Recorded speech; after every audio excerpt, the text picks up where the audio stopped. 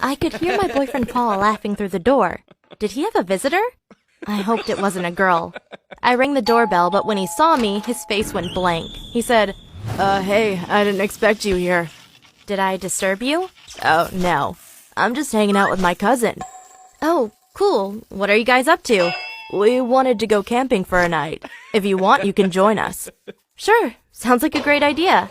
Well, hiking through the forest was a lot of fun. But after we had set up camp, Paul and his cousin went to gather firewood.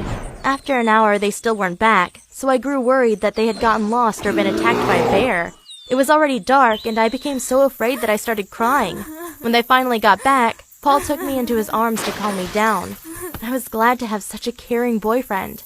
But when I woke up the next morning, I saw a hickey on Paul's neck. Had I kissed him last night? I was sure I didn't. So I woke him up and asked, "Why is there a hickey on your neck?" He responded, "Oh, you forgot? You couldn't fall asleep and kept kissing me."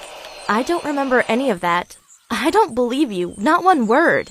Well, that's your problem. He went back to sleep, while I kept wondering about it for hours until it finally hit me. I went to his cousin and asked, "Do you have Facebook so I can befriend you?" He got weirdly nervous and said, "No, I don't use social media." Really? What's your last name, by the way? He responded, "Are you a detective now?" It was so suspicious. Why was he refusing to answer my questions? Well, I thought I knew why. So I secretly took a photo of him and showed it to Paul's dad the following day. I asked, "Do you know this guy?" "Nope, I've never seen him." So he's not your nephew. Huh, are you kidding me? I don't have any nephews. When I confronted Paul about it, he finally said, "Okay, you got me. For the last few months, I've been a little confused. Of course I feel attracted to you, but I wasn't sure if I also like boys." That's not an excuse. You betrayed me and you don't even feel guilty about it. How can I ever trust you again? You don't get it. I had to experiment to find out what I like. So, what's your conclusion? Do you like boys more than girls? Not at all. I felt nothing when I kissed him. It was weird. Even though Paul had betrayed me, I couldn't be mad because he had done it with a boy. So we kept dating. However, Paul was part of the drama club at our school. He was constantly surrounded by other guys, and I couldn't help but get jealous seeing them joke with each other. I grew so paranoid that I ended up following him wherever he went, until I finally caught him getting touchy-feely with another boy inside the school library. I walked up to him and said, "Gotcha! Why didn't you tell me that you prefer guys over girls? It's okay if you don't want me." Stop making a big deal out of it. You don't get it. Now you've broken my heart twice. Gosh, you're such a drama queen. Oh, really? Maybe you should be more careful about hurting others. You think I can't hurt you back? Do whatever you want. Okay, I'm gonna tell your parents. You won't. Why not? Because you don't know how hard I have it. Oh, it's always about you and your problems.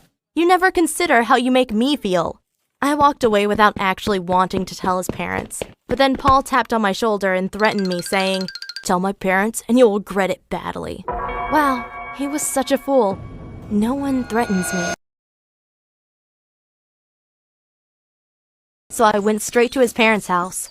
His mom opened the door and I talked to her, saying, "Your son has broken my heart. He has betrayed me with another boy."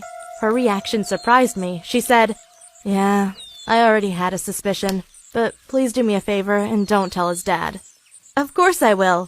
No, please don't. I'm not sure how he would take it. I hope he will take it badly. His mom looked confused. She didn't understand how much I hated her son. In the end, she offered me money to not tell anyone, but I refused, saying, "It's not enough." I left and went home. Maybe I had gone too far, so I just let it go.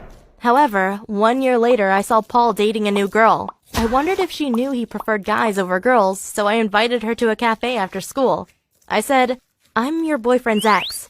"Oh no, I guess you want to warn me to not date him?" "How do you know?" "It's the oldest trick in the box. You still love him and can't handle seeing him date a new girl." "What? Are you insane? He's a cheater and I want to warn you so you don't get hurt." Nice try. I know my boyfriend and he's one of the nicest guys ever. So you think you know him? Sure. Well, did you know that he prefers guys over girls? You're crazy. Whatever. I tried to rescue you, but some girls have to learn it the hard way. I didn't hear back from her until 2 months later, when she approached me saying, "You are right. My boyfriend is constantly hanging out with his cousin, and it almost seems like they love each other." I bursted out laughing and said, "Paul told you that it's his cousin?" He told me the same lie, but it's actually his lover, and whenever you aren't around, they have a lot of fun together, if you know what I mean. To my surprise, she started to cry, saying, "He told me we should move together because he wanted a serious relationship. Why would he say that if he's betraying me?" Well, I think he can't admit to himself that he prefers boys. Well, in the end, we decided to take photos of him kissing his cousin. It wasn't too hard. They met up every day after school to disappear into the forest. Once we had the photos, we sent them inside an envelope to his dad. To be honest, I don't know exactly what happened next, but Paul sent me several messages saying, "I know you did this, you monster. You destroyed my life. I hope you burn in hell."